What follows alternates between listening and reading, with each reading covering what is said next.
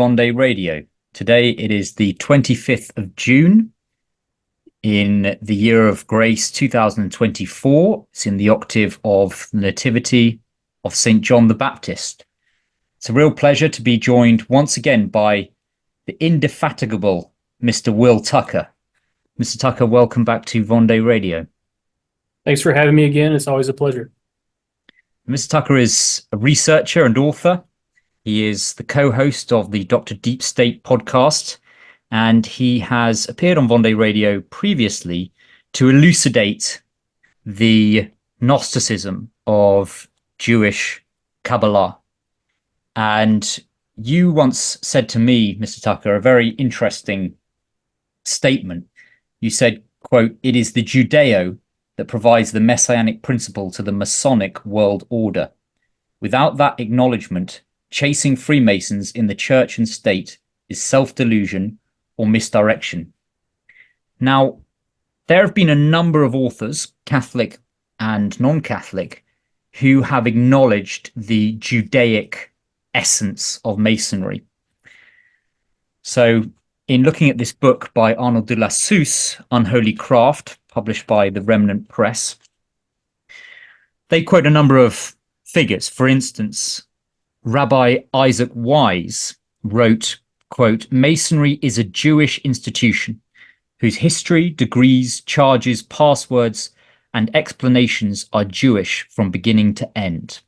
This is something that was also acknowledged by Father Julio Menevel, author of The Jews in the Mystery of History. We have the B'nai B'rith leader, Rabbi Edgar Magnin, saying, quote, "The B'nai B'rith is but a makeshift. Everywhere that Freemasonry can admit that it is Jewish in its nature as well as in its aims, the ordinary lodges are sufficient for the task," end quote. Then, of course, we have the famous pronouncements of Albert Pike, the so-called Pope of Freemasonry, who confirmed, quote, "The true philosophy known and practiced by Solomon is the basis on which Masonry is founded. Masonry is a search after light. That search leads us directly back, as you see, to the Kabbalah. Kabbalah is the key of the occult sciences." Madame Blavatsky, the co-founder of the Theosophical Society, wrote, "The Kabbalah is indeed of the essence of Freemasonry." And Father Dennis Fahey concluded, quote, "The Kabbalah furnishes the key to the pantheism of Freemasonry, Theosophy, and the other occult sciences," end quote. So we have these identifications of the inner logic, the essence of Freemasonry. We have other authors who point to the secret government of Freemasonry by the Synagogue. The British Prime Minister Benjamin Disraeli actually stood up in the House of Commons during the 1848 revolutions in Europe and said, quote, "The secret societies who form provisional governments have men of Jewish race found at the head of every one of them. The people of God cooperate with atheists. The most skillful accumulators of property ally themselves with communists. The peculiar and chosen race touch the hand of all the scum and low castes of Europe. And all this because they wish to destroy that ungrateful Christendom, which owes to them even its name, and whose tyranny they can no longer endure."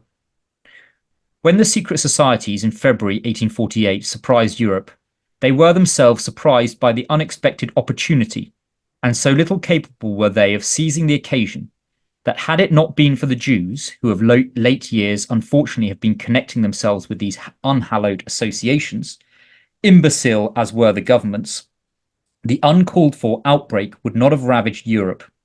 But the fiery energy and the teeming resources of the children of Israel maintained for a long time the unnecessary and useless struggle.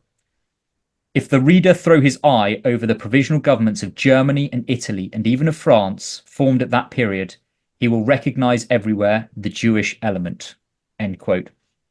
So we have this association, we have this tendency that many authors have picked up on. But I'd like to first of all begin then, Mr. Tucker, by hearing a little bit about where this association goes back to, where we can maybe trace that association, maybe if it's something to do with the Masonic legends, Masonic initiations and rituals around Hiram, Abiff? Yes, certainly. Thank you for that excellent introduction. And the research I've been doing as of late is centered on this issue of out of when does the Masonic fraternity emerge?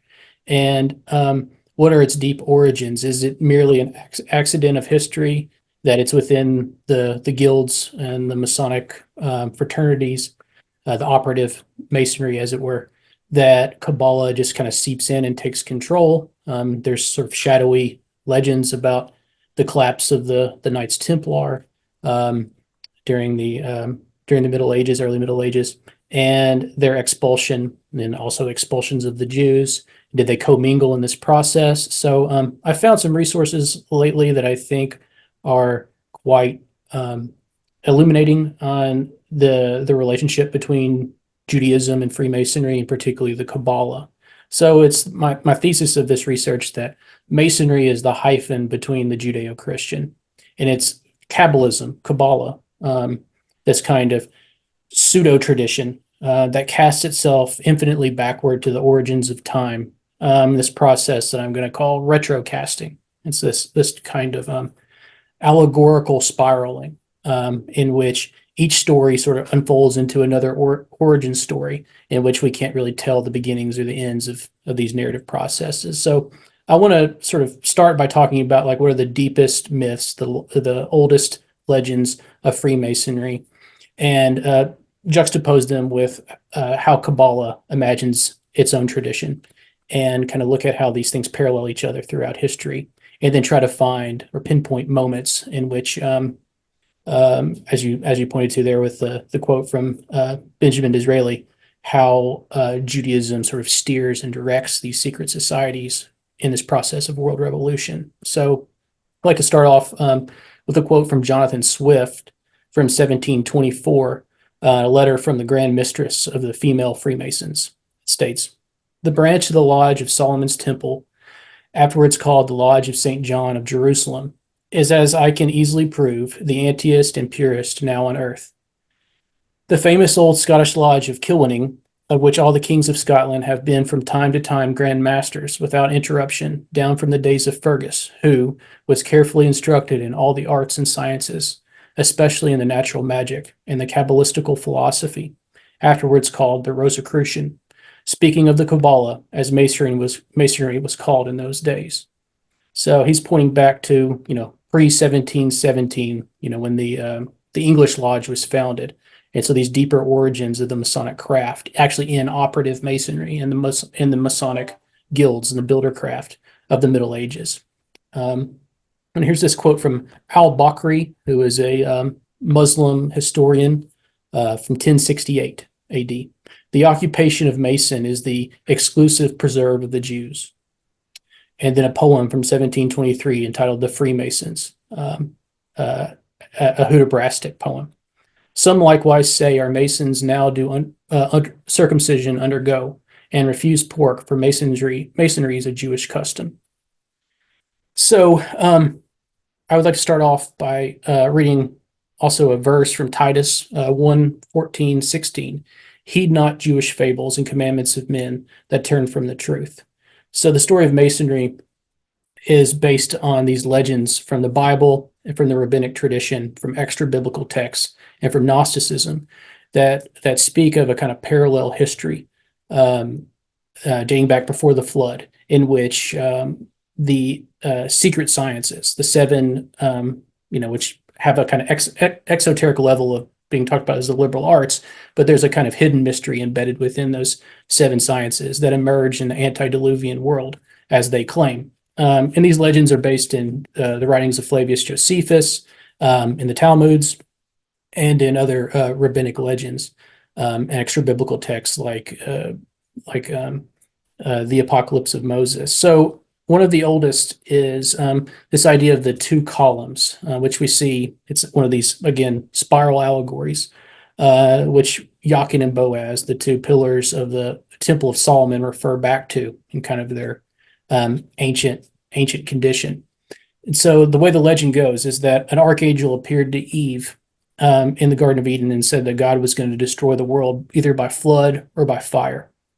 And so this tradition was passed down to her children. And so we have these two parallel genealogies in the book of Genesis. But after Cain slews Abel, we have Seth, and he is sort of the seed of promise, and Cain's the cursed as the seed of iniquity. But oddly, we have kind of parallel naming between the two seed lines. Like we have two Enochs, we have two Lamechs, and then there's this Mahalalel, Mahujalel, and Methuselah, who all have these kind of oddly rhyming names. And so, as the legend goes, these pillars are erected in which the secret sciences that are taught to Adam by the angels in the Garden of Eden are and handed down verbally through an oral tradition to his sons. And it's unclear if he's handing them down to Cain or if he's handing them down to the seed of Seth, because Enoch is the one who's said to sort of hand down this tradition as well. And that's another aspect. Sometimes it's called the Pillars of Enoch. Sometimes it's called the Pillars of Lamech. Sometimes it's the Pillars of Seth, just depending on the rite and the mystery that's being communicated in what context. So I want to read a passage here from Albert Mackey's Encyclopedia of Freemasonry, which is a text I thoroughly recommend. You already mentioned Albert Pike, so I'm be pulling a lot from Morals and Dogma in this research, and also Mackey's Encyclopedia of Freemasonry, which you can easily download PDFs of these online. I don't recommend actually spending any money on these things. And while I cue this up, do you have anything you'd like to add? No, I think this is clearly where we need to go in order to trace this core of Freemasonry. Bishop Williamson said that Freemasonry, in a certain sense, is Judaism for Gentiles. And we need to understand that the deception is primarily worked on the Freemasons in order to use them as instruments of the synagogue. And so I have in mind, for example, Robert Burns' famous Masonic song, "Ye sons of old Killy, assembled by Willie, to follow the noble vocation. Your thrifty old mother has scarce such another to sit in that honoured station. I've little to say, but only to pray, as praying's the ton of your fashion. A prayer from thee muse you well may excuse, 'tis seldom her favourite passion. Ye powers who preside o'er the wind and the tide, who marked each other's elements' border, who formed this frame with beneficent aim, whose sovereign statute is order. Within this dear mansion may wayward contention or withered envy ne'er enter. May secrecy round be the mystical bound, and brotherly love be the centre." So there's this notion among Freemasons or Jasons that brotherly love is the centre. But clearly, this is just a deception, a Jewish fable. Right. And the concept of brotherhood has to be unpacked in this context of the two seed lines, and that the Judeo-Christian brotherhood is a brotherhood of enmity and fratricide. Right. They are the elder brother, they're Cain, right. And they want to murder Abel, murder the church for rendering acceptable sacrifice to Almighty God. Exactly. I recently listened to an interview between Bishop Robert Barron and Ben Shapiro on the Daily Wire, in which Bishop Barron adamantly, at least 12 or 15 times, talks about how his goal is to re-Judaize Catholicism. And that's where all of the sort of heresies and mistakes of the modern world and Christendom as a whole happen, is because we forget our Jewish roots. Which is what Scripture tells us in the Acts of the Apostles. Judaization is the oldest heresy that Christianity has experienced. Right. And St. Ignatius of Antioch said, "It's absurd to have Jesus Christ on the lips and at the same time to practice Judaism. Christianity did not base its faith in Judaism, but Judaism on Christianity." So this idea that Judaism, as they are the older brothers in the flesh, their faith is actually younger, and it's actually a reaction against the revelation of Jesus Christ, as we're going to see in these traditions of men. And Kabbalah seeks to be this kind of connective tissue, this hinge, this pivot between Christianity and Rabbinic Judaism, so that the boundaries and contours start to overlap and overlay within one another. And like I said, this retrocasting process within Judaism was to make itself seem more ancient and more primary, and that the actual true Israelite religion is the Kabbalah, and Christianity is just a sort of fragment or a shard of that, a glimpse of that ancient temple faith.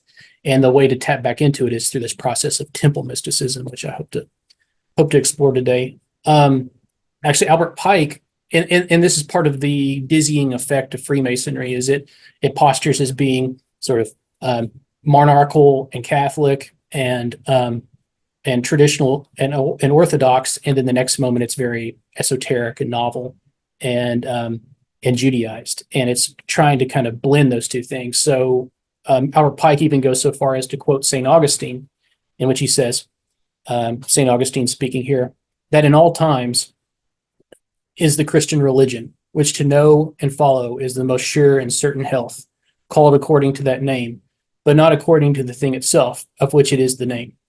For the thing itself, which is now called the Christian religion, really was known to the ancients, nor was wanting at any time from the beginning of the human race, until the time when Christ came to the flesh. For whence the true religion, which had previously existed, began to be called Christian. And this, in our days, is the Christian religion, not as having been wanting in former times, but as having in later times received its name.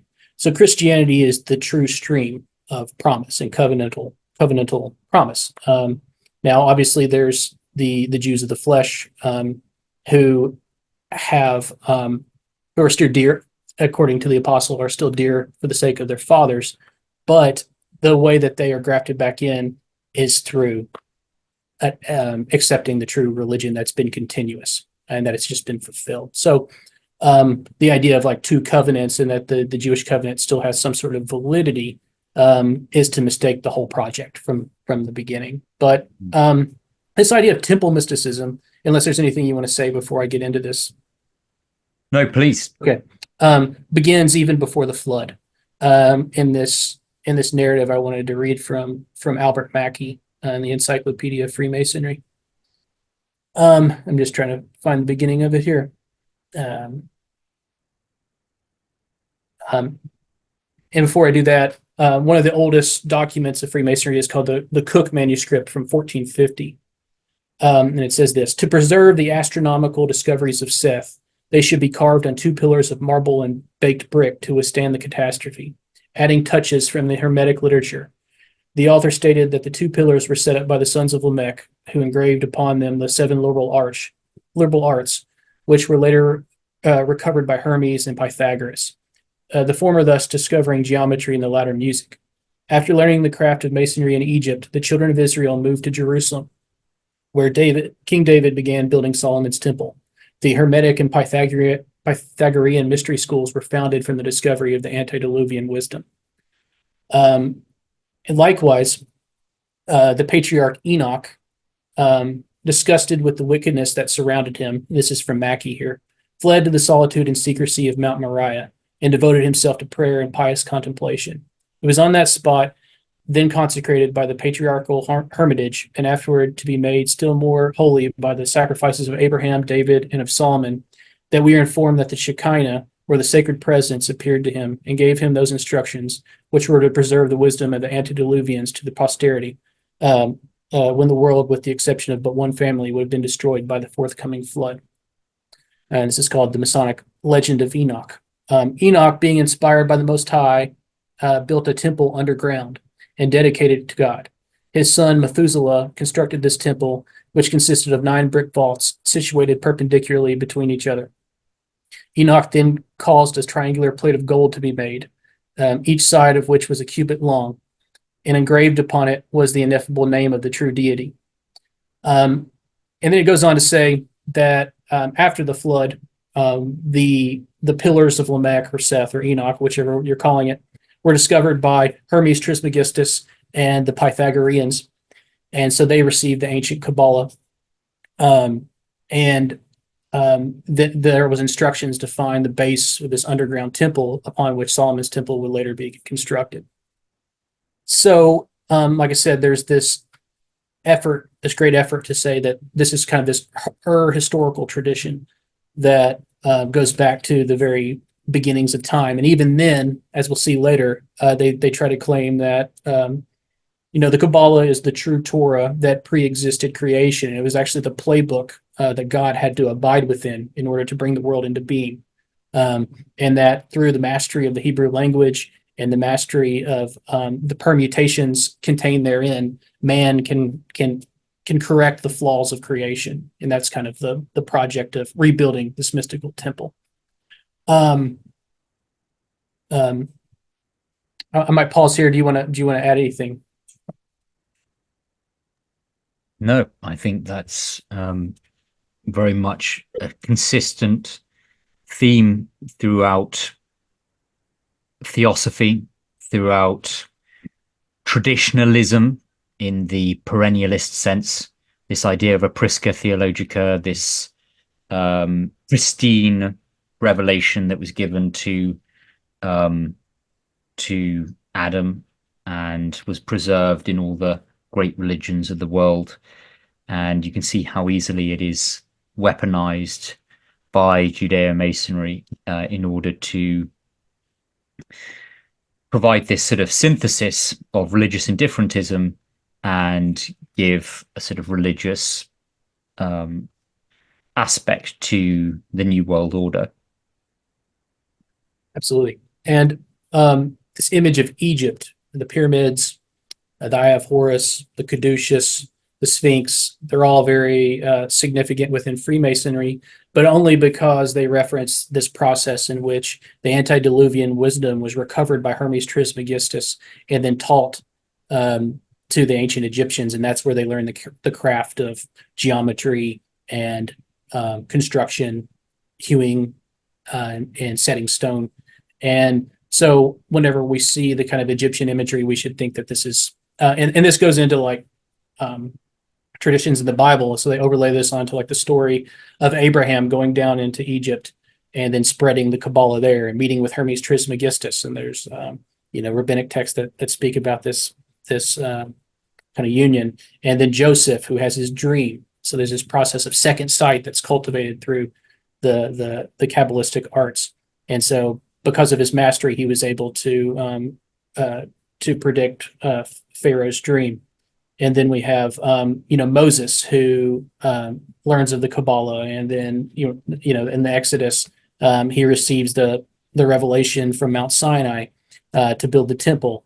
And then even they go so far as to say, and this is more from a Gnostic context than the specifically Jewish Kabbalah, that Jesus, when Mary and Joseph flee with him to Egypt when he's first born to escape Herod, that's where he learns the true tradition, rather than this Deuteronomical rules-based religion of the Second Temple, which they try to claim is sort of this aberration of the true Hebrew Israelite religion, which is the religion of the First Temple, which is this mystical cult in which there are a holy family, a trinity. So when we hear of the reforms of King Josiah right before the Babylonian exile and the destruction of the First Temple, there is alms given to the Asherah. So there's this idea that there's a God most high, there's a lower God, which is represented by the angel over the nation of Israel, the Tetragrammaton, the Jehovah, and that he's the son of the God most high and the Asherah. And so recovering this religion, this primordial religion, is actually what binds together all the Abrahamic faiths. So anyway, I'm getting a little ahead of myself here, but let me read this other quote by Albert Pike. The Bible, with all the allegories it contains, expresses, in an incomplete and veiled manner only, the religious science of the Hebrews, the doctrine of Moses and the prophets, identical at bottom with that of the ancient Egyptians, also had its outward meaning and its veils. The Hebrew books were written only to recall to memory the traditions of the Kabbalah, the Bible's second born. And then the next moment that kind of appears within Masonic history is the Tower of Babel. So anytime there's an event in the Old Testament that speaks of some sort of building craft or construction project, it becomes a source for Masonic speculation and these kind of allegorical overlays. And just to link that then to Judaism, this is clearly a correspondence to the Kabbalistic objective of Tikkun Olam, to reconstitute the Kelippah and to reconstitute the face of God through man's own willfulness. Absolutely, yeah. And already embedded in that story of Babel is this kind of process of theosis and union with God, but through the will of man. I might skip ahead here and so read theosis claimed as a right or something that man grasps for, rather than something that is received as a gift, as grace. Seems to be the heart of the difference here between true religion and its inversion. Yeah. We've tried to speak of this distinction before as the difference between liturgy and theurgy. And so the process of theurgy is one in which man, through gnosis, mystical insight, and in this particular case, manipulating the Hebrew letters, the Hebrew language, the Tetragrammaton, the 10 Sephiroth, can reunite with God and actually repair God. So here's a quote on this distinction from Moshe Adel, who is one of the most preeminent historians of esoteric Judaism alive today. He says, let me compare the differing approaches of the divine in Judaism and Christianity with some verses of Angelus Silesius. God becomes what and this is obviously a Christian theologian from the Middle Ages. God becomes what I am now and took my humanity upon him, since I have my being from him. Therefore, he has done it. The Christian mystic emphasizes the initiative of Christ, who underwent the humanizing process in order to pave the way for the Christian mystic. Man considered a fallen creature is in profound need of the self-sacrifice of God, that his nature may be restored. Christ must ascend to man in order to help him return to the paradisical status. For Silesius, this return is the spiritual birth of Christ in the inner man. Jewish theurgical anthropology strikes utterly different chords. The problem is basically the need of the divinity for human help or human power in order to restore the lost Sephirotic harmony. The focus of the Kabbalistic theurgy is God, not man. God in the sense of that it's God who needs the work done upon him, not man. The latter is given unimaginable powers to be used in order to repair the divine glory or the divine image. Only his initiative can improve divinity. An arch-magician, the theurgical Kabbalist, does not need an external help or grace. His way of operating, namely the Torah, enables him to be independent. He looks not so much for salvation by the intervention of God as for God's redemption by human intervention. So in the Kabbalistic theurgical system, the goal is to repair God through the mastery of nature without grace. And likewise, when we have in Father Fahey talks about the conspiracy of organized naturalism, or in the Marxist context, materialism, but it's a kind of naturalism and materialism mystically reconstrued, and through and I think that's what's at play here with these 7 sacred sciences of the antediluvian world. It's not geometry and music in their normal sense that we think of them. It's actually the esoteric hidden mysteries contained therein, which connect them back to this sort of Jewish theurgical project. And reuniting the Sephiroth, rebuilding the Tower of Babel is, the allegory for rebuilding the temple. How did that sound? Yeah, so it just sounds like modernism to me. Yeah. And this is something that I think was identified perhaps by my friend Sebastian Morello.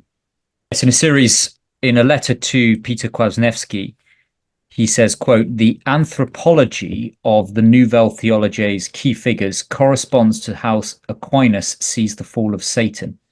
Aquinas says that Satan rebelled when he discovered that he would have to receive the beatific vision by grace rather than as a capacity of his angelic nature.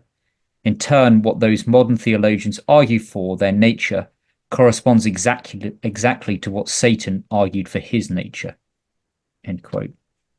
So we have the modernist notion that the divine sparks are everywhere and just need to be fanned by particular sort of poetic expressions of the common faith, so that the infant God within can be born.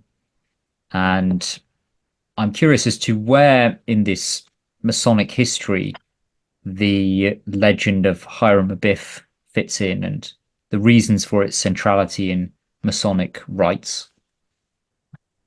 Sure. And I just want to say one more thing before I do. There's a tradition here that after Babel, the mysteries of the antediluvian wisdom, the ancient Kabbalah, were spread out throughout the world. So this shattering of the sparks, and there maintains a stream through ancient Israel of the pure Kabbalah through the teachings of Moses, and then there becomes the spurious Kabbalah that gets spread to the east and to the Hindu religions. So whenever you're reading these Masonic texts and you'll see references to all these world religions, it's through this lens that Kabbalah has been seeded everywhere, and the project is to reunite all the world religions into this singular Abrahamic house that points back to this ancient esoteric wisdom. But the legend of Hiram Abiff, the Hiramic legend, I think is very important for understanding how this overlay that takes place between the Temple of Solomon and Christianity, and the idea of the Word. In John 1:1 it says, "In the beginning was the Word, and the Word was with God, and the Word was God." And this is like the idea of the light and the Word. You see this repeated over and over in Freemason, and you have to understand how these allegories are overlaid together so that they can have these veiled meanings that actually point to something quite different, but still appear as though it's the secret meaning within the Book of John. So Hiram Abiff was the master builder who was hired by King Hiram from the kingdom of Tyre by King Solomon to build the first temple. And so there's very little mentioned about him in the book of Second Chronicles and First Kings. But like I said, anytime there's a builder or someone who's a craftsman in the Old Testament, there's all these Masonic myths that get attached to them. Likewise, in the rabbinic tradition. But it's said of this is from Mackey again. It says that King Solomon was the wisest monarch that swayed the scepter of Israel has been the unanimous opinion of posterity. So much was he beyond the age in which he flourished in the attainments of science that the Jewish and Arabic writers have attributed to him a thorough knowledge of secrets of magic, by whose incantations they suppose him to have been capable of calling spirits and demons to his assistance. And the Talmudists and Mohammedan doctors record many fanciful legends of his exploits in controlling these ministers of darkness. So it's believed in the Lesser and Greater Keys of Solomon, which are these books from the Middle Ages, and also from that are based on stories from the Midrash and the Talmud, that Solomon was able to command angels and demons in the construction of the temple. And so Hiram Abiff was viewed as a kind of Masonic Christ, if that makes any sense. And this is attached to this legend of the lost word of Masonry. And again, the idea of the lost word, I think, is very, very important for understanding Freemasonry, but also it's very veiled and convoluted and spiral in its meanings. It can mean several different things. In the process of building Solomon's temple, Hiram rediscovers Enoch's underground temple, in which this plate with the sacred name of God is recorded onto it. Because the sacred name has this sort of magical power in which, if one contains it, then they can basically command demons, do all the things that were just attributed to King Solomon. So Hiram was, however, murdered by 3 Masons who tried to extort the secrets of the master's word from him. A search was made for the missing man, and the Masons involved in this resolved that if they did not find the word when they found him, they would take the first thing they found as being the word. This, of course, makes the assumption that the missing man was dead, and sure enough, his grave, covered with green turf and moss, was soon found. Hiram's body was raised hand to hand, foot to foot, cheek to cheek, knee to knee, and hand to back, the skin coming off his fingers when the first attempt to raise him was made. So this posture of hand to hand, cheek to cheek, etc., is called the 5 points of fellowship, and it's one of the first Masonic grips that are learned. So these handshakes and stuff that you always hear about, and it's meant to sort of parody and mimic the 5 wounds of our Lord. I live in Kentucky, and so our state seal and our state flag has Daniel Boone, who's a famous frontiersman, and Henry Clay, who's a famous statesman engaging in these five points of fellowship. And so this legend, it's concerned with necromancy, the magical art of obtaining knowledge, especially of future events from the dead. Though in its original classic form, the knowledge was obtained by summoning the spirits of the dead rather than by exhuming corpses. So one of the first sort of layers of the lost word, I think it's the password of the second degree in the Blue Lodge, is Mahabone, which is some sort of play on the word master's bone. And so it said that they extracted a bone from his body that becomes this kind of sacramental stand-in for the lost word. And because the bone has like an exoteric casing and an internal marrow, it's also called marrow bone. There will the inner marrow is like sort of the secrets of the Kabbalistic tradition. Sounds very bizarre, but that's what it states, and that's what it supposedly means at a certain level. So the idea of passwords and that goes ahead to this sort of period in early rabbinic tradition in the first centuries that I want to get to in a moment after I talk about the temple a little bit more, called the Merkaba mysticism.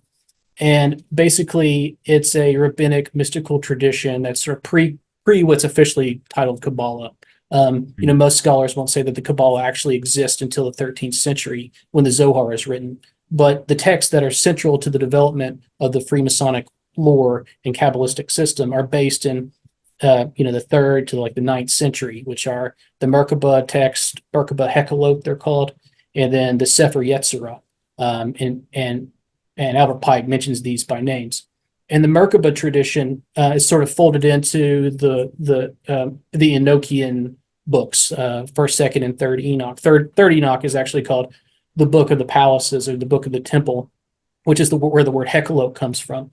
And so this tradition is based upon a kind of rabbinic practice in which these mystics enter into sort of ecstatic states in which they ascend to the 7 heavens and penetrate into the mystical throne room of God. There's even one called the Shiur Koma, in which Rabbi Akiva, who's one of these 2nd century rabbis who was actually martyred during the Bar Kokhba revolt, who's the subject of many legends within the Talmud and in the Zohar as well, is said with his students to ascend in the mystical throne room, and they actually subdue God, and they measure all of his different body parts, and they turn out to be so many, miles and miles long. And then from that, they build this sort of mystical numerology system in which they can sort of discover these keys to reading the Torah. And then also within the Merkaba tradition is, in order to ascend, which they quickly find it's not actually an ascent, it's a descent. You descend into the mystical throne room of God, which should tell you something right there. That at each level, at each sort of chamber of the palace, there are angels that guard these various levels. In order to subdue these angel guardians, you have to learn their names and various passwords. You have to carry certain magical amulets in order to convince them that you're, purified and holy enough to ascend to the next level. And if you don't, you'll either go mad or you'll be killed. So anyway, this idea of ascending different levels of Freemasonry is based somewhat on this tradition of the Merkaba, and learning different passwords and sort of navigating this kind of mystical temple of in which the earthly temple of Solomon is merely a physical model of the abode of God. And so the purpose of the Solomonic temple cult is to be able to penetrate into this supernal kingdom and extract from it mysteries of the ancient Torah and be able to gain mastery over nature. 2 thoughts strike me there, Mr. Tucker. Firstly, that the development of this anti-Christian tradition reaches this very crucial stage, as you say, with the writing of the Zohar by Moses de Leon in the 13th century, which I think isn't a coincidence that it corresponds with the sort of zenith of Christendom, that behind the synagogue are the fallen angels. And it seems that as Christian theophany reaches this sort of incarnation across the continent of Europe, that the force which is going to dissolve it and going to attack it, erode it, is itself reaching this sort of stage of development. And then not long after that, we have the development of nominalism, which itself has this sort of Jewish Kabbalistic sense that sort of words create worlds. The other thing that struck me was how the Masonic degrees and the passwords and all of the rituals that are part of that bear a striking resemblance to intelligence agencies and respective security classification. That as you go through the security classifications, it becomes more and more obscure in a certain sense, and this sort of vast bureaucracy bears a resemblance to the sort of unfolding, spiraling lodge Masonic traditions that become less and less clear, but the initiations become more and more intrusive. And it seems that as people who get into government security classifications give these interviews and give more and more personal information to the deep state, it's not that is in order to assess their sort of worthiness, although that's a big part of it. It's also collecting more and more compromat and sort of making them more and more tied to the Judeo-Masonic system that the intelligence agencies are sort of one aspect of. These exceptional parts of government that are in violation of the Constitution in not having an audit of their budget and not having any kind of congressional oversight. Yes. Then I want to point out, as Francis Yates records in The Occult Philosophy of the Elizabethan Age, John Dee, the founder of MI5, what is it? 007, himself, was a student of this Merkaba tradition. And he actually believed, as did many of the other Rosicrucians and Renaissance Kabbalists who are very much steeped in these writings, that even though this is forbidden magic that they're working within in alchemy and natural magic, celestial magic systems, and they're communicating with angels and demons, because they're doing it through the process of Kabbalah, as the rabbis have described, they become pure and they become sort of protected against demonic effects and demonic incursion. So it's this, because this is the true tradition that dates back to the patriarchs of the Old Testament, this is what Solomon practiced and this is what Enoch practiced, then it renders one clean and unaffected by sort of interfacing with these demonic realms and things that are obviously forbidden within especially the book of Deuteronomy. And Deuteronomy has this kind of ambiguous role to play in this. I want to get back to what you're saying initially there too about words create worlds, because that's a very critical key here in understanding the lost word and how Kabbalah operates.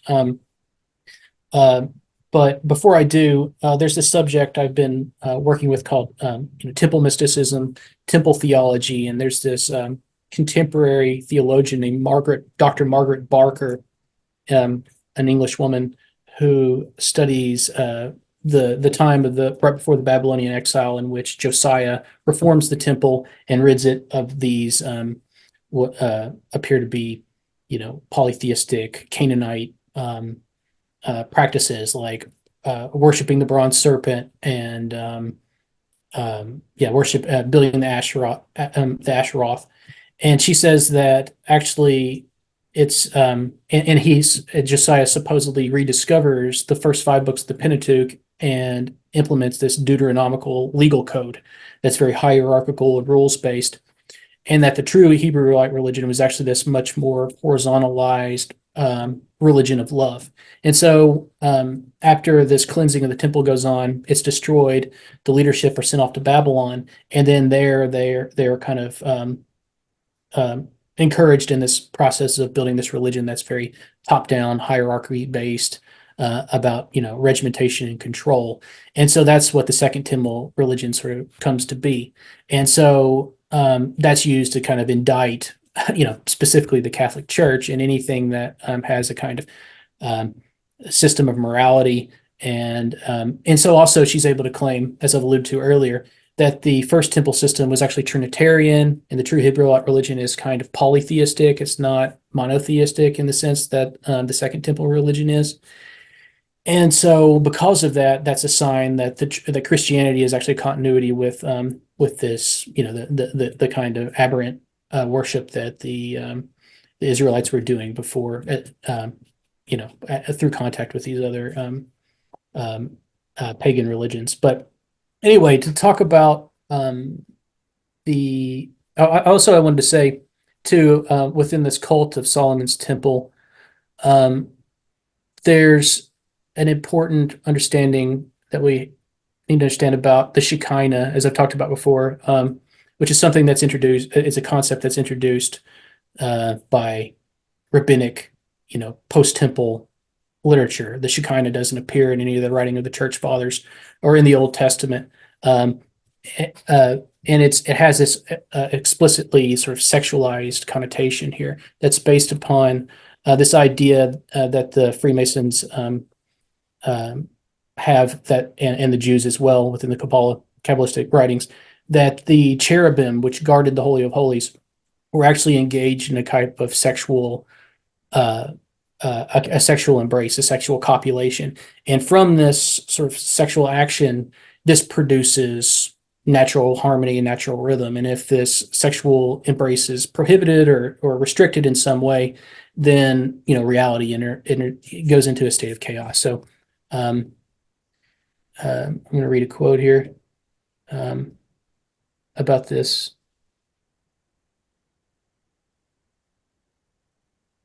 Many Jews believed that the fertility of the earth and all its people, as well as the harmony of the universe, was dependent upon the ritual of the temple.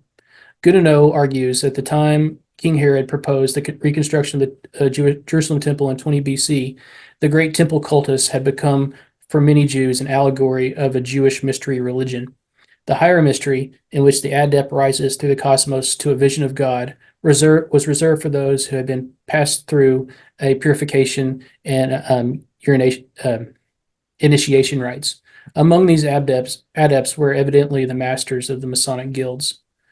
Moreover, only the highest-ranking priest masons could enter the Holy of Holies, where the cherubim were guarding the Ark of the Covenant, and the artisans were concealed by specially drawn curtains during their labors. The carefully guarded mystery of the cherubim was their erotic nature, for the golden statuary represented a man and a woman in sexual embrace.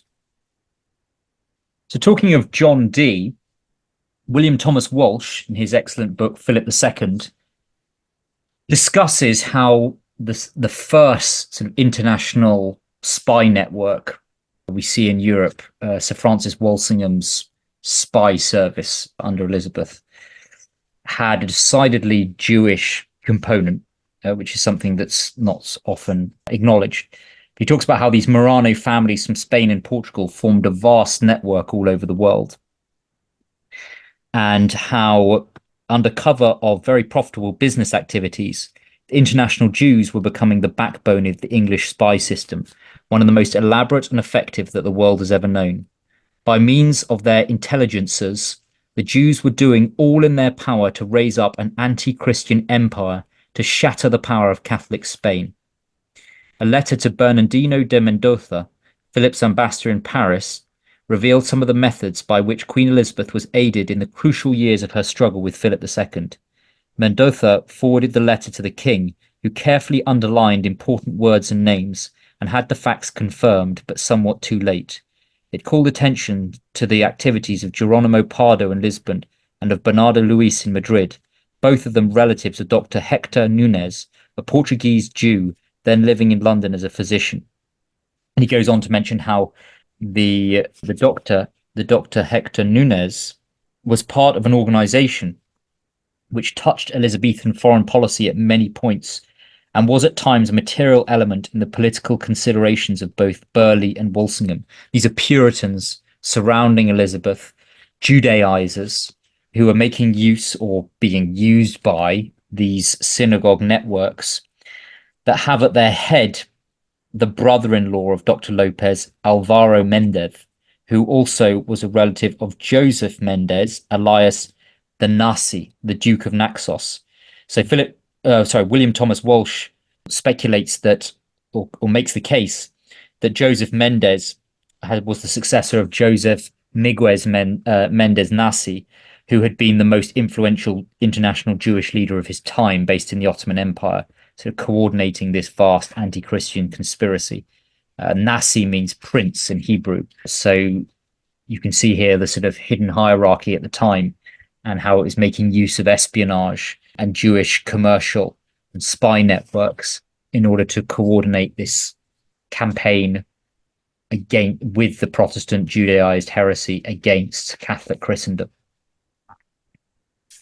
Yes, and you can see how these mystical practices of secrecy, passwords, and visionary activities called second sight. The idea is that through mastering the Hebrew language and these different alphanumerical correspondences and meditating on the secrets of the temple, that one can cultivate a type of prophetic vision and can see events happen before they do. It's called second sight. And there's sort of Jewish and rabbinic consultancy that seems to take place during the Middle Ages, even as Jews are expelled from, particularly England in this case. So I found this in Frances Yates. She said, Henry VIII's English advisors thought it important to send a mission to Venice to consult Venetian Jews, and Francesco Giorgi, who is a Renaissance Kabbalist, the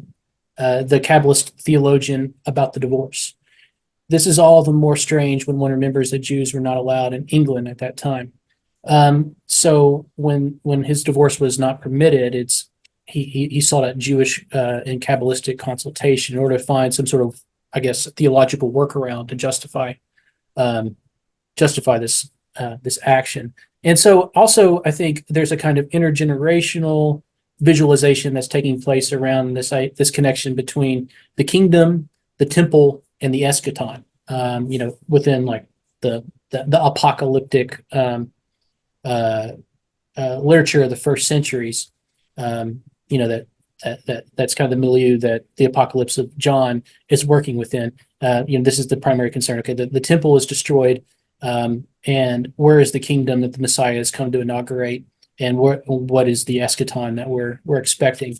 And so, because of the fulfillment of that is not immediately apparent, we have the opportunity for all these Gnostic heresies to proliferate, and then the Jews, I think, with this Merkaba tradition that emerges in the early first and second centuries, is about sort of the temple of vision, penetrating into this mystical temple in the supernal realms and extracting from it, as I said, this mystical wisdom.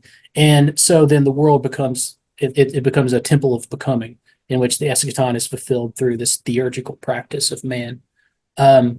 So a very important group which appears in the first century, particularly in the writings of Flavius Josephus, are the Essenes. And so recently in the 20th century, we had the Dead Sea Scrolls uncovered in Qumran. And it's interesting that this first century community, in vastly disproportionate to all of the other texts that they held, were the Enochian books, the first and second books of Enoch. So I know, like, the first book of Enoch is generally considered by most Orthodox Christians as being somewhat legitimate, if a little bit corrupted.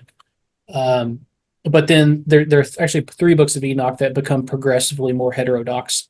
And then finally, the third book of Enoch, the Sepher Yetzirah, as it's called in the Jewish tradition, is full of all kinds of abominable heresies.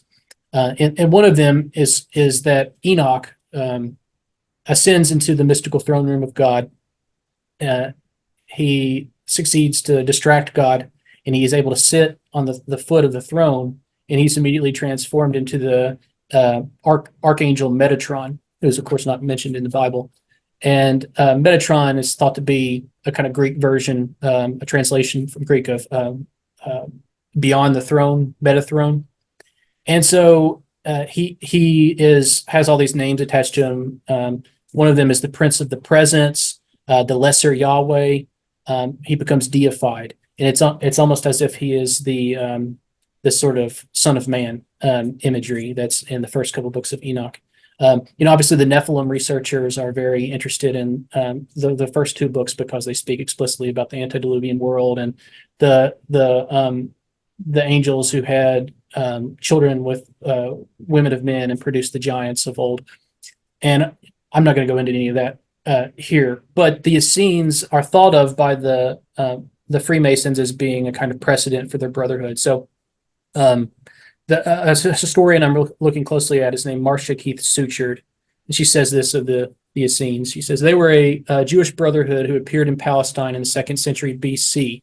Their name has been variously interpreted as the pious ones, the healers, the silent ones, or the secret ones. The latter name is based on Mishnaic allusion to two rooms in the Temple of Jerusalem, the Chamber of Utensils and the Chamber of Secrets. Josephus claimed that while Herod was preoccupied with rebuilding the Jewish temple, he favored Pythagorean Essenes. Conybeare argues that they were a religious guild, much like the Therapeutae.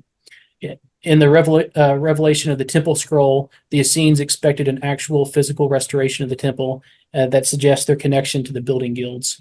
The Essenes apparently broke away from the Jerusalem temple when they lost control of the sacrificial system. Subsequently, they developed a spiritualization of the temple cult, which preserved the sexual mystery of the cherubim. And then Mackey goes on to say that the Essenes had an initiatory system of 3 degrees, and they preserved these sort of secret legends of Solomon's temple. Now, I know within Catholic tradition, particularly as you've pointed out in the visions of Blessed Anne Catherine Emmerich, the Essenes are thought of as being related to our Lord, and is it the family of Joseph? Is that correct? Yes, and of Our Lady. Okay.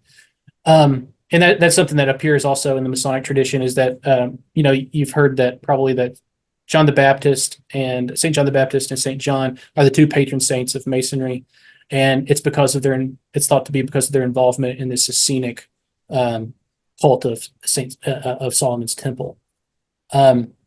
So from the Enochian mysticism of these Essenic texts and the early writings of the rabbis in the 1st and 2nd century comes the Merkaba and Hekkelot tradition, which I already spoke about. And from that, sort of the final sort of epiphany of this movement is a text called the Sepher Yetzirah, which is very fundamental for understanding this idea that words make worlds that you already alluded to. And like the Zohar, so this is sort of the precedent for the Zohar, which comes a few centuries later. The Zohar is written by Moses de Leon in Spain in the 13th century, but he attributes it to the 2nd century rabbi Shimon ben Yochai, who was the student of this Rabbi Akiba from the Merkaba tradition. And then Rabbi Shimon ben Yochai attributes it to Moses. So it's kind of this swirling spiral genealogy in which we can't really say where it comes from and who wrote it. And so it just becomes thought of as being always there. It's new, it's a brand new revelation, but it's always been there, and it's prehistoric. So within the Sepher Yetzirah, a cryptic story in the Babylonian Talmud states that on the eve of every Shabbat, Rav Hanina and Rav Hashoi would sit and engage in study of Sepher Yetzirah and create a delicious calf and eat it. Mystics assert that the biblical patriarch Abraham used the same method to create the calf prepared for the 3 angels who foretold Sarah's pregnancy in the biblical account of Genesis. 18:7. All the miraculous creations attributed to the other rabbis of the Talmudic era are ascribed by rabbinic commentators who use the same book. Increasingly powerful role. The increasingly powerful role of the architect and mason is also suggested by an early Kabbalistic parable in which the prophet Jeremiah magically creates the homunculus or the golem by his meditation and gematria. When the golem erases one of the Hebrew letters on his forehead, Jeremiah asks the creature why. A heavenly messenger advises Jeremiah to write the alphabet backwards in order to uncreate his golem. Albert Pike says, by reversing the letters of the ineffable name and dividing it, it becomes bisexual, as the word theurgy is, and discloses the meaning of much of the obscure language of the Kabbalah, and is the highest of which the columns Jachin and Boaz are the symbol. The true name of Satan, the Kabbalists say, is that of Yahweh reversed, for Satan is not a black god, but the negation of God. So there's these two principles at work in the Sepher Yetzirah, which are fundamental for understanding Kabbalah and Freemasonry. The first is, as we've talked about before in our conversations on the dialectic, is this idea of the unity of opposites, that good needs evil in order for it to be good, that light needs dark, that up needs down, that God needs Satan, that the thing is the gap in between, that everything that exists in the world is co-determined by its opposite. And that's the mystical meaning behind the compass and square and the letter G. And this sort of harkens back to the cherubim who are copulating before the Holy of Holies. The generative principle, which the G stands for, is created by this sort of the interaction, the co-determination of opposites. The other principle is that words create worlds, as you alluded to, that the management of the Hebrew language, the Hebrew alphabet, the 22 letters, the 4 letters of the Tetragrammaton specifically, and the 10 Sephiroth create the 32 mystical paths, and then it can create this sort of system of permutations in which language can be made to mean anything. So everyone knows about gematria who's studied Kabbalah at all. And there's 2 other methods called notiricon and temura. One of them is basically you take the Hebrew alphabet and you fold it in half, and you use the reverse letter for within the mirror image of the Hebrew alphabet. The other one is basically permutations of various letters. So this gets involved in the Masonic guilds very quickly because I have several long quotes here that speak to this from Suture. She says, the mystical numerologies and geometry of the Merkaba scrolls reached their peak in the Sepher Yetzirah. Sepher Yetzirah means the book of formation or the book of creation, which is replete with vivid architectural and Masonic imagery. A brief collection of magical treatises, mainly composed in the 2nd or 3rd century AD, the Sepher Yetzirah embodies the secret teachings of the Maaseh Bereshit, or the labor and the mechanics of creation. God's role as an artisan, hewing, shaping, and forming, is stressed, and the image of man that mirrors God is man's creative power of craftsmanship. The tools used to create the universe are the 10 Sephiroth, as I just mentioned, and the 22 letters, 4 letters, the Tetragrammaton. Together, these form the 32 mystical paths. She says that in the Sepher Yetzirah, the emphasis is on building the supernal temple through the mathematical, linguistic, and magical manipulations of the letters. Modern historians of Jewish architecture and technology now claim that Jews dominated the building trades of the Middle East, North Africa, and Southern Europe, where they controlled the stone quarries and utilized sophisticated techniques of stone cutting, mathematical analysis, architectural design. Christians describe the flourishing crafts of the Jews of Alexandria, especially in stonemasonry. Wischnitzer further argues that Jewish handcraftsmen brought the idea of the guild from the Near East, and that Jewish guilds played a vital role in the transmission of crafts in the Byzantine Empire. During this period of Jewish Masonic craft transmission, there was also a proliferation of Jewish mystical fraternities who developed a visionary theosophy centered on the building of Solomon's temple. The seminal work of this movement was a Sepher Yetzirah, which revealed an architectural mysticism based on disciplined techniques of meditation. As Moshe Adel explains, the mystical language of the Sepher Yetzirah has a Masonic function, for the letters and words serve as building blocks. Letters are regarded as stones, as full-fledged entities, as components intended to build up an edifice of words to serve as a temple for God and a place of encountering him for the mystic. After the temple was destroyed, man is supposed to rebuild the temple in his ritual use of language. The Masonic aspects of the divine and human activity reveal a hidden and mighty dimension of the Hebrew letters, which enables operations that can bridge the gap between the human or the material and the divine. So I've talked a lot. Do you want to respond? Well, I'd like to, in a future opportunity, maybe try and trace Schuckart's research a little bit more and get some corroboration. Because one thing I think we have to be wary of is this synagogue stroke Masonic claim to have responsibility or partial responsibility for the great Catholic achievements, the great Catholic monuments, for example, the Gothic cathedrals, where they claim, oh, those are the result of esoteric architectural secrets from the temple tradition. I just don't buy that. I think that this is part of the parasitic nature of evil, that it tries to claim responsibility for the works of good, for the works of Catholics imbued with the faith. So I think we have to be careful with that. And it's difficult to catch that serpent as it weaves and ducks and claims these different things. And that's not to say that Schuckart's research doesn't have any merit. I just think that it's quite, we've got to really be careful. Yes, and I think that's part of this parallel historiography that takes place within Freemasonry, in which it wants to overlay itself, like you said, the serpent.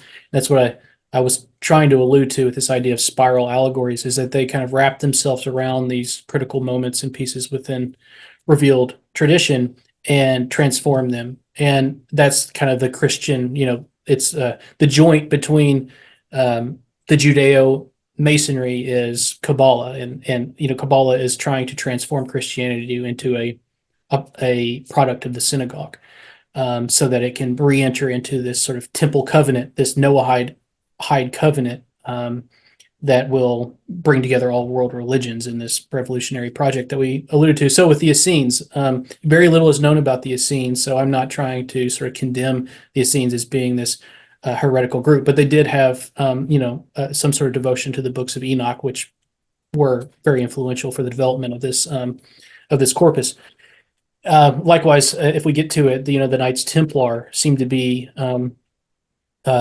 very, very involved with, according to her accounts, with the preservation of this Jewish lore and Jewish tradition. Ramon Lull, who I think is a blessed, and his Ars Combinatoria seems to have had some contact with this system of number letter correspondences.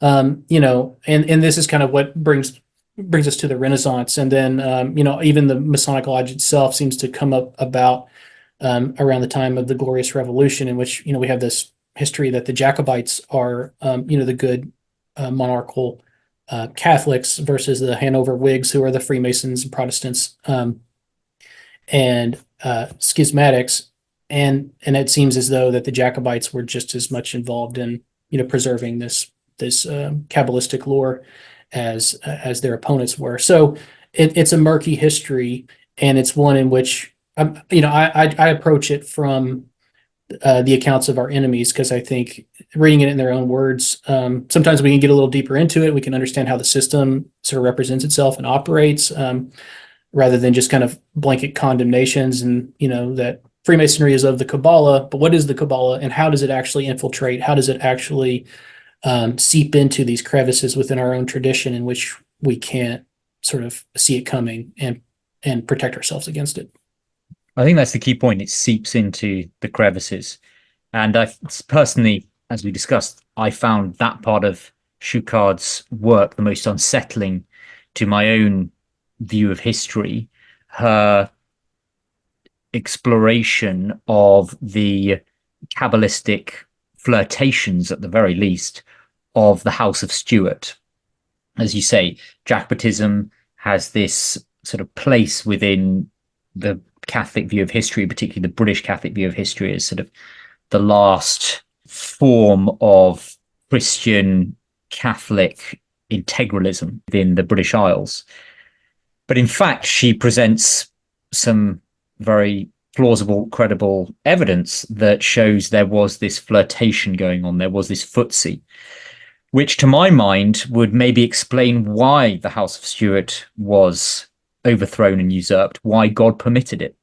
So she talks about how Charles I and Jones, I think she's referring to Inigo Jones, the architect, might have to confirm that, put on these masks, these sort of dances, these balls in London, which utilize Kabbalistic, Hermetic, and Pythagorean ritual and imagery to heal the land. As a Freemason himself, Jones evidently hoped to counter the Masonic Covenanters of Scotland by utilizing their Hebraic imagery in support of the king. So it seems here this is the violation of St. Paul's injunction that we are not to do evil, that good may come of it. But it seems this is the line that was crossed by the House of Stuart, maybe, that in seeking to beat the Judeo-Masonic tradition, they try to incorporate elements, which is always lethal.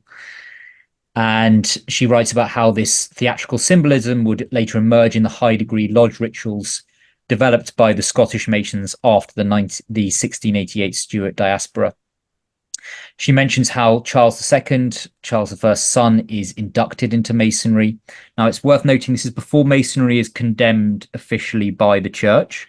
So there is this sort of grey area that's going on at this moment. We could maybe talk about a certain degree of ignorance here.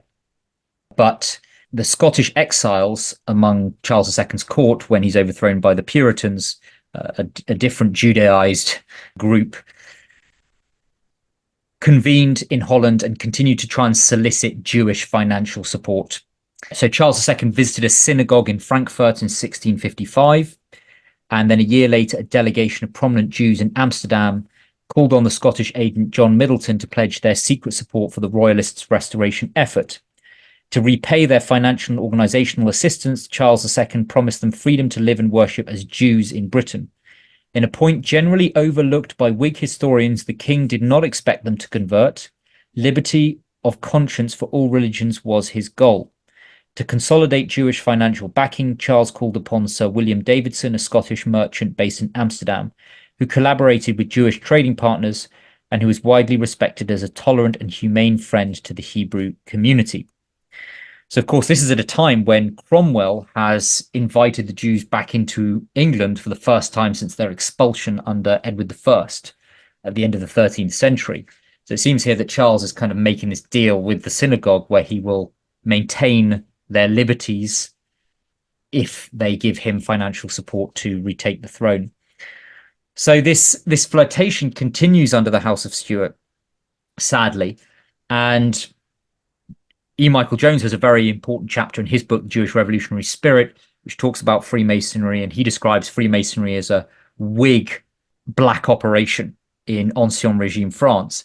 And he is right that Freemasonry spreads from Britain to the continent and then sets about attacking Catholic civilization. And he talks about this being a Whig effort, which is true, but prior to that, it's actually a Jacobite phenomenon. And this is where the murkiness and the confusion comes in. But there are rival lodges on the continent between Jacobite, the Scottish Rite Masons who are more traditionalist, more monarchical, we might say Catholic even.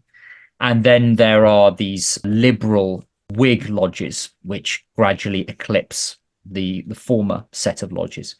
But it's interesting that the papal condemnation comes at this time when the Pope specifically identifies the pathologies within these Jacobite lodges.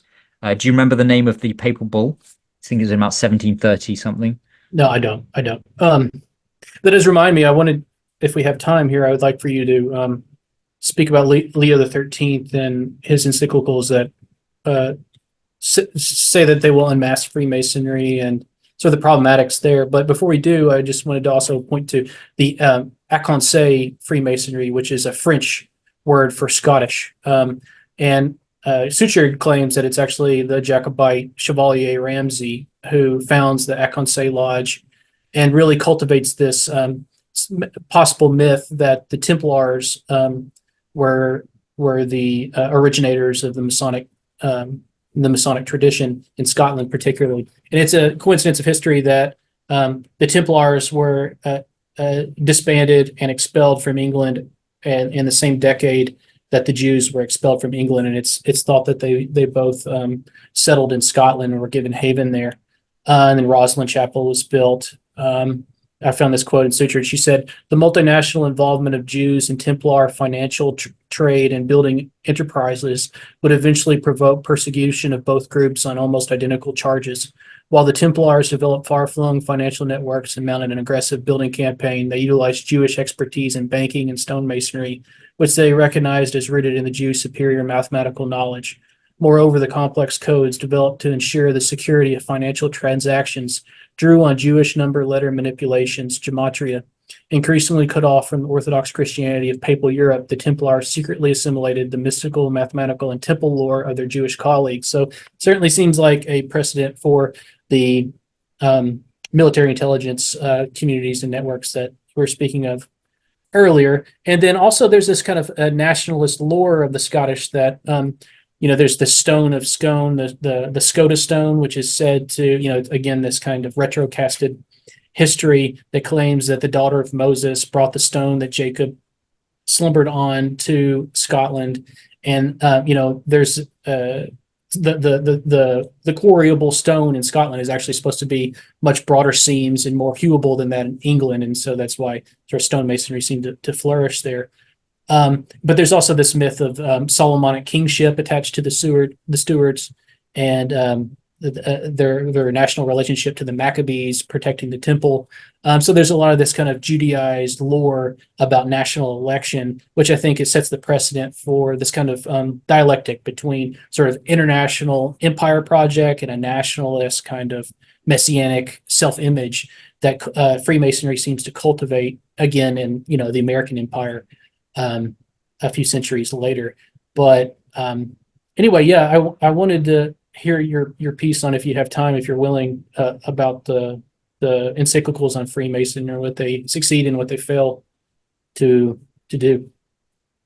Yeah, so what you've said about Scotland, it just corresponds back to Robert Burns' Masonic song and this favorite Judeo-Masonic shape of the dialectic, of the spiral. And I'd just like to quote Marcia Schucard's conclusion. She says, this is the 18th century, "For the rest of the century, rival systems of Masonry, antient Jacobite versus modern Hanoverian, would struggle for dominance in Britain and abroad. Though Jews joined both systems, the greater number were attracted to the Hebraic and Kabbalistic themes of the Écossais, that is Scottish, higher degrees. In the 18th and 19th centuries, when Jews in North and South America became princes of the temple in Scottish Rite lodges, they seemed to reenact the great Stuart masques, which had failed to heal the old kingdoms but helped to liberate the new republics. As Dr. Isaac Wise, Scottish Rite Mason and leader of American Reform Judaism, would affirm in 1855, quote, Masonry is a Jewish institution, end quote. But its beauty and pride is, quote, its universal character, its tendency to fraternize mankind, end quote. Fraternize mankind for the ends of the synagogue, for their messianic project. So as the century progresses, I think the church begins to realize that the revolutionary ferment of the Enlightenment has its sort of organizational principle in Masonry. Jacques Mitterrand, not the French president, I don't know if he's a relation, who lived from 1908 to 1991, was Grand Master of the Grand Orient of France, originally set up by these Jacobite exiles. Just like Jean-Marc Rivière, he described Freemasonry as a counter-church. And this makes sense, again, according to the kind of satanic scheme where liberalism needs a priesthood to be the inversion of the Catholic Church, which is Freemasonry. So these revolutions instigated by Freemasonry, first of all, sought to destroy the Catholic states, which were the natural protectors of the church. In fact, I would say they were the lay aspect of the church herself. And they, through the 19th century, through the 18th and 19th century, confiscated the properties of the church. thus paralyzing the church and its works, also causing big financial problems for the church, which would be a point of leverage they could utilize later on. Convents, schools, monasteries, hospitals, charities, these institutions of the church were stolen. And then we have the great cataclysm of the French Revolution, the deluge. So as the dust settles, the revolution is actually defeated by the Allied powers, Lutheran Prussia, Orthodox Russia, Anglican Britain. Very imperfect, but nevertheless, you have the Vienna settlement.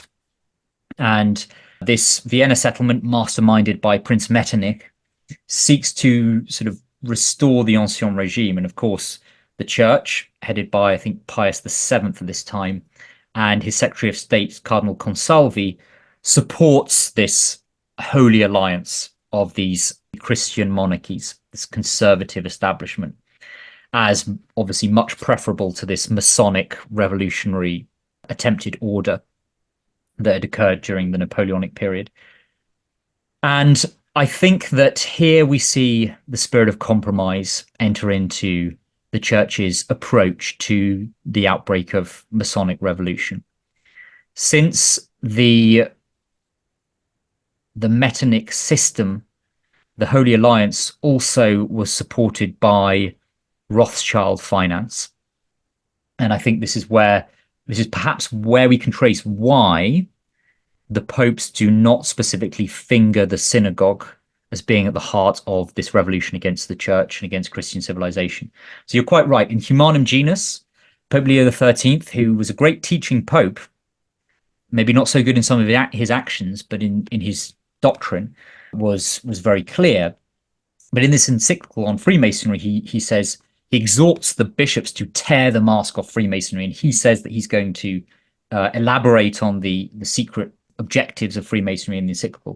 The encyclical is very good. It talks about liberalism, false liberty, about the subversive efforts of the Freemasons. But I think that he doesn't actually do what he says he's going to do, sadly. And I think there was this sort of strategic decision not to mention the synagogue in the 19th century. So I've been thinking about, why is that? Why is there this reticence to do this, seeing as it's clearly there within Holy Scripture and within the tradition, this adversus Judaeos tradition. So when we go back again to this period of the Vienna settlement, the early 19th century, we have the importance of the Rothschilds in supporting the Tsar of Russia, in supporting the Austrian Empire, in supporting the Kingdom of the Two Sicilies, all these parts of this residual part of Christian civilization, which is holding the lid on all of this revolutionary foment.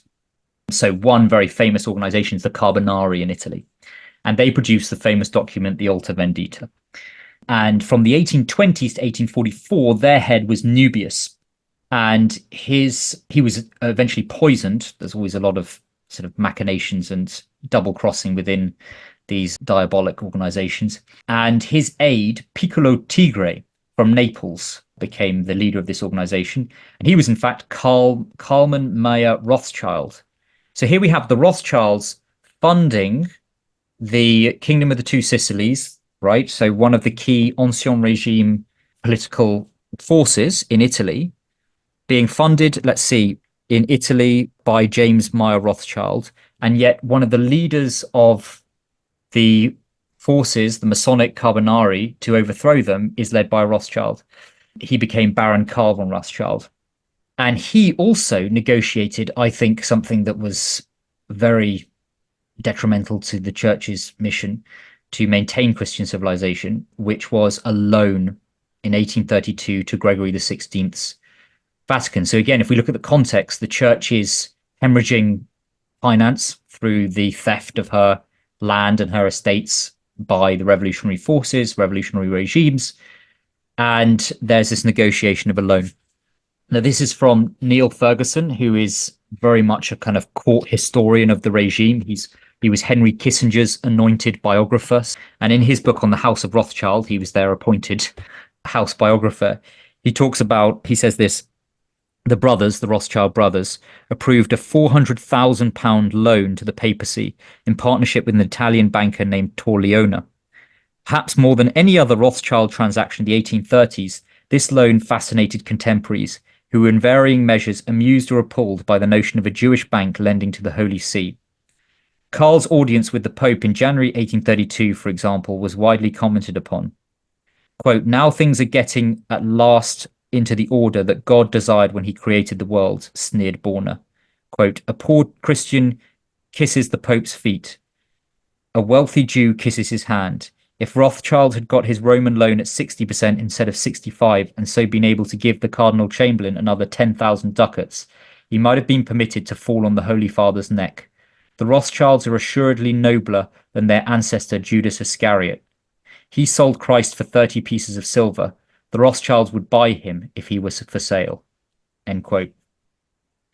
Quote, "Like pagan Rome, Christian Rome too was overcome and even obliged to pay tribute," end quote, gloated the more sympathetic Heinrich Heine, the revolutionary, conjuring up a vision of the portly papal emissary arriving at the Rothschild office in the Rue Lafitte to deliver the tribute of Rome to a fair-haired young man who is somewhat older than he looks, and whose aristocratic, grand seigneurial nonchalance has something so solid, so positive about it, that you might be inclined to think that he had in his pocket all the money of this world. And indeed, he does have all the money of this world in his pocket. His name is James de Rothschild. What further need then of the Talmud? The Jewish banker says, "God has given me the royalty of wealth and the understanding of opulence, which is the scepter of society." There's that sovereignty. Quote, wrote Alfred de Vigny in July 1837, "A Jew now reigns over the Pope and Christianity. He pays monarchs and buys nations." End quote. So this loan, which is equivalent perhaps to more than 4 billion in today's money, seems to have been another point of leverage the synagogue got over the church, over Christ's church, in order that the JQ basically was not mentioned. So this permanent instruction of the Alta Vendita was discovered, and these other documents and the Alta Vendita give guidance on how to infiltrate and corrupt the church herself, the priesthood. It falls into the hands of the Pontifical States Police under the reign of Pope Gregory XVI, the Pope who negotiated this loan. But at Pius IX's personal request, the next Pope in 1848, he guaranteed the authenticity of the documents, yet he did not allow the disclosure of the names of the Alta Vendita members involved in the correspondence. One may wonder whether one of the reasons for this was not that the Holy See had received a loan granted by the Rothschilds under Pope Gregory XVI, thanks to Pius XII's, so Pius XII of the 20th century, his great uncle, Ernesto Pacelli, who was working for their bank. So this is where things get really murky and strange. And I think we've really got to get away from this idea that the corruption set in at Vatican II. I think it goes much further back. So the full text of the Alta Vendita can be found in Monsignor George Dillon's Grand Orient Freemasonry Unmasked. Now, this is a work that we've discussed before, where I think in the prologue he mentions that Freemasonry is in fact Judaic. So with this information, why did Pope Leo XIII not disclose this Jewish essence?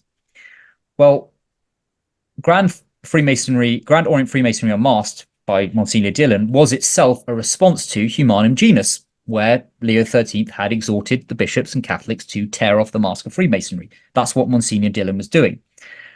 Pope Leo XIII was presented with a copy of Monsignor Dillon's book, and he was so impressed that he ordered an Italian version to be published at his own expense. Right, so clearly Leo XIII is aware of this Jewish connection, but he's maintaining an arm's length of it. We see that again with the Jesuit periodical Civiltà Cattolica, which was as close as there could be to an official Vatican publication, which had a whole series in, I believe, 1889 or 1891, around the 100th anniversary of the French Revolution. And in that, they also talked about the Jewish question. Actually, maybe it was later, maybe it was around 1905 at the time of Dreyfus Affair. Thank you very much. And they conclude that article in very dramatic fashion, where they say, any state Any nation which abandons the laws made by Christian princes will fall under the power of the Jews. So this was getting some form of support by the Vatican, but not officially. And I think that was a mistake. So maybe these popes, who I think really were Catholics of goodwill, were trying to suggest that, but without compromising this Judaic leverage that was there. So Leo XIII points out the dark conspiracy, the satanic purpose of this capital enemy. These subversive Freemasons are looking to bind men like slaves in the very tightest bonds, and without giving any sufficient reason to make use of men enslaved to the will of another for an arbitrary act. All this is an enormity from which nature recoils. So I wonder who that other was. So then to bring this forward to the 20th century, Pope Pius XII, Eugenio Pacelli. So who were the Pacelli family? The Pacelli family originated from Inano near Viterbo in Italy. They were from a noble family. They were a noble Roman family. Marc Antonio Pacelli was born in 1804 to Gaetano Pacelli and Maria Cartarini. At the insistence of his cousin, Cardinal Prospero Castarini, Marc Antonio became an advocate at the Tribunal della Rota in 1834, before his appointment as Under-Secretary of State at the Vatican office.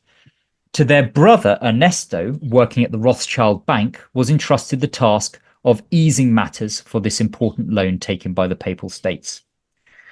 Marc Antonio, the Under-Secretary of State, eventually became Pope Gregory XVI and next Pope Pius IX's right-hand man, as well as legal advisor. He organized his flight to Gaeta when there was a Masonic revolution in Rome in 1848. And he was one of the founders of the Osservatore Romano for the Defense of Christianity, another newspaper in Rome. His son, Francesco Pacelli, a doctor of canon law and legal advisor of the Holy See, was among the negotiators of the Lateran Treaty of 1929 under the guidance of Cardinal Gaspari. So this is the treaty with Mussolini's Italy, which established the current legal jurisdiction of the Holy See in the Vatican City. The Lateran Treaty created this new city-state.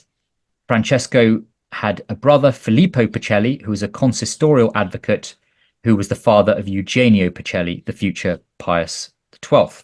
So you see here a deeply Roman family, deeply establishment family, you might say, within Rome, who have all of these connections. And there is something, maybe discussion for another day, but there is something of a strangely kind of Masonic tinge or whiff to the Secretariat of State. If there's anywhere that the subversion, the infiltration began, it seems to be in the Secretariat of State. And we can trace that back to... Yeah, isn't it Cardinal Bea becomes the Secretary of State under Pius XII, is that correct? And his confessor? I don't know about if he's... You might be right. I know he later becomes the Secretary of the Secretariat for Christian Unity, which is a new curial body, a new dicastery set up under John the 23rd. But yeah, going back to Cardinal Rampolla under Leo XIII, he negotiates the Ralliement, which has sort of disastrous consequences. And he's actually elected Pope, but the imperial veto of Emperor Franz Joseph saves the church from Pope Rampolla and leads to Pope St. Pius X. So it seems that, to go back, Karl Rothschild, Piccolo Tigre, had played this major role in attempting to make the Holy See financially dependent, and that the Pacelli family had maintained this close link to the banking sphere. So Monsignor Eugenio Pacelli, future Pius XII, was appointed as a nuncio to Bavaria in the fall of 1916. And the crisis of the Bank of Rome, in which a member of the Pacelli family was involved, thwarted the Holy See's plans. Bishop Pacelli left for Munich only in April 1917. First Cardinal Gaspari's protege and next Cardinal Rampolla's private secretary, Eugenio Pacelli was appointed as this nuncio to Bavaria. He succeeded Cardinal Gaspari as Pius XI's Secretary of State, a charge he kept until his election to the papal throne. So I don't think that Pius XII was a man of bad will, but it seems again there was this flirtation, this compromise with Jewish power. For instance, in 1937, as the Conte de Savoia ocean liner was arriving in the harbour of New York, Cardinal Pacelli asked the captain to fly an improvised flag with the six-pointed star of the future state of Israel in honor, he said, of the 600 German Jews who were on board. So already there's this kind of philo-Semitism.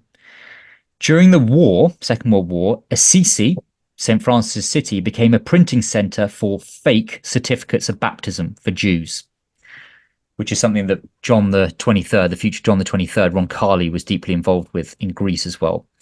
Pius XII, the current Pius XII at that time, set up there a complex in Assisi known as the Citadel, which is a kind of think tank for new projects in the church. It was this center which later organized John Paul II's Religious Summit for Peace in 1987, the infamous Assisi gatherings. All along World War II, through papal permission, synagogal religious services were allowed to take place in the crypt of the St. Francis Basilica. It was also there that, for the most part, the new mass was designed by Monsignor Bugnini.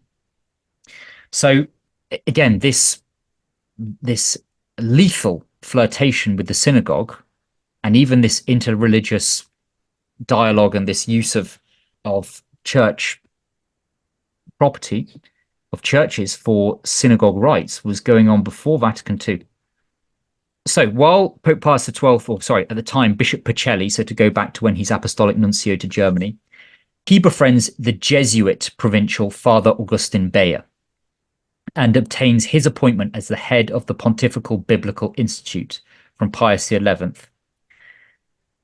Beyer was a German filled with pro-Jew zeal, and he was to play an important role in the relationship of the church with the Jews. So one of the authors who has been very illuminating on this question of Judeo-Masonry, Leon de Poncins, wrote that Cardinal Bey was allegedly himself of Jewish origin, but without, quote, definite and irrefutable proofs, although his surname was common among Sephardic Jews.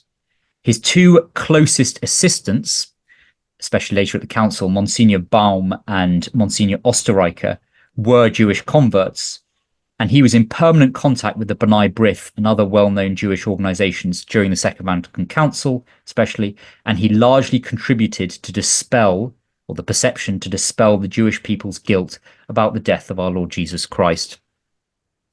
Another assistant of Cardinal Bey's was the Jesuit Malachi Martin, who was his peritus during the first session of Vatican II. And he notes at the end of his life that Pope Pius XII kept asking the gnawing and awful question to his confessor whether he'd been wrong in judging Hitler to be more dangerous than Stalin, sanctioning this alliance with communism and liberalism during the Second World War. But his confessor was the pro-Jewish German Father Augustin Beyer. So I don't think that Pius XII necessarily was of bad will at all. I just think that he fell prey to this temptation to try and compromise with Jewish power rather than seek its conversion. Absolutely. I think it's an important point of how the hope of the mission to the Jews is leveraged against Christendom. And it may be that the adverse socio-deus tradition is the most charitable that the church has conceived for compelling the conversion of the Jews. Because it seems in the case of Ramon Lull, the early medieval polymath, he was the first to propose Kabbalah as a means of converting Jews by showing them the common threading between the two traditions. And this theme recurs in the Renaissance and with the Templars. It's that this mystical religion, this mystery religion of the ancient Israelites, actually connects Christianity and will make it seem more palatable for Jewish conversion. But what it ends up doing is just corrupting Christendom and compromising it and weakening its defenses against those who are its enemies. So I think that was a really interesting account that you presented there, and I think also the works of Honoré de Lassus we didn't speak of here, but those received an imprimatur and speak to these same issues, and Vicomte Leon Pachin's work on the Jews in Freemasonry as well, that seem to be protected by these popes, but not explicitly referenced in such a way. But from there, what do you think in the council? Obviously, the B'nai B'rith, as we've spoken of before, seems to have been the hidden hand that's kind of steering the ecumenical movement within the church, but it can never be pointed at as being, the organizing factor of Freemasonry within the council, and ecclesiastical Freemasonry being this sort of Judeo-Christian influence. Yes, well, after the Second Vatican Council, we don't even get condemnations of Freemasonry anymore, let alone the Synagogue.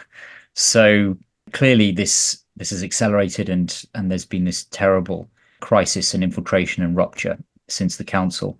Maybe a topic for another day, but I think that you're quite right here to see Judaism and Masonry, to see looking at the connective tissue, to see the source of so much of the temporal ills in the world and the spiritual ills towards the church, and this strategic decision to not mention the synagogue by the 19th century popes was a mistake, was in fact a calamity, I think.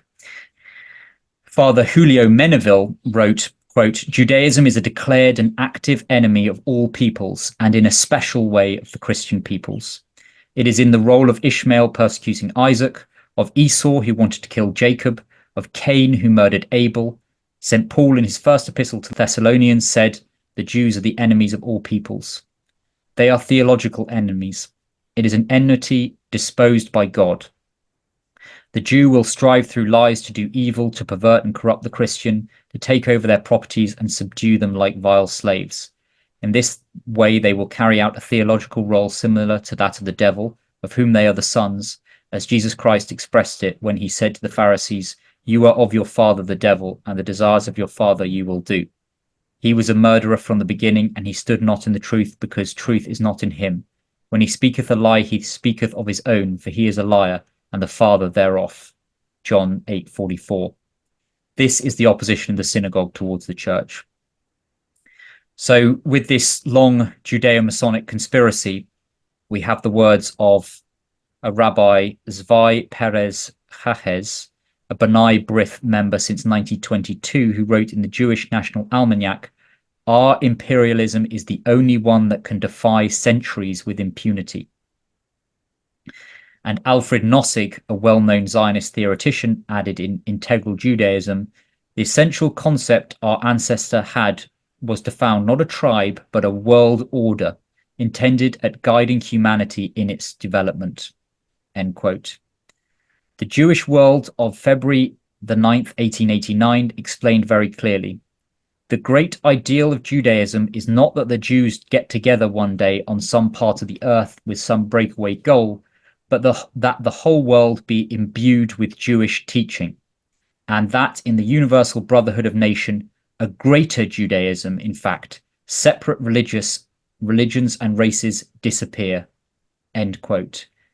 The Jews, quote, "are now gradually casting non-Jewish systems and concepts into Jewish molds."